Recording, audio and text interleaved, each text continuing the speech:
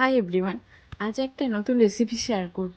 লোটে মাছ তো সবাই খেয়েছেন, এইভাবে একবার ট্রাই করে দেখবেন, খুব ভালো হয় খেতে। বাড়ি গেলে লোটে মাছের তরকারি খাবো না, এটা হতেই পারে না। তো প্রথমে লোটে মাছটাকে ম্যারিনেট করে নিতে হবে।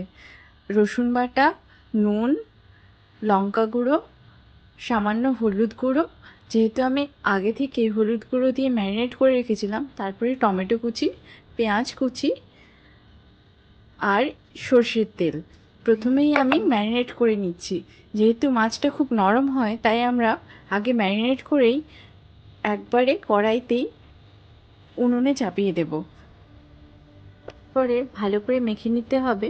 তারপরে আর কিছুই না, ব্যাস এরপরেই উনুনে চাপিয়ে দিলেই রেডি আমাদের লোটে মাছের তরকারি।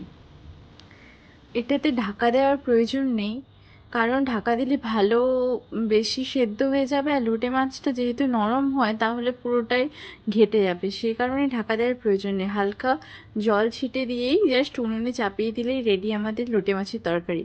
আর নাড়ার সময় খেয়াল রাখতে হবে যাতে বেশি যদি আমরা খুন্তি দিয়ে নাড়ার চেষ্টা করি তাহলে মাছটা ভেঙে যাবে। হালকা হালকাভাবে নাড়তে হবে।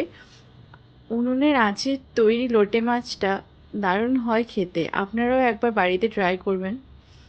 এইটা তো আমার খুব পছন্দের একটা রান্না, আর খুব টেস্টি হয় খেতে। গরম ভাতের সাথে লোটে মাছ জাস্ট আহা! একবার ট্রাই নিশ্চয়ই করবেন বাড়িতে, আর কেমন হলো জানাবেন।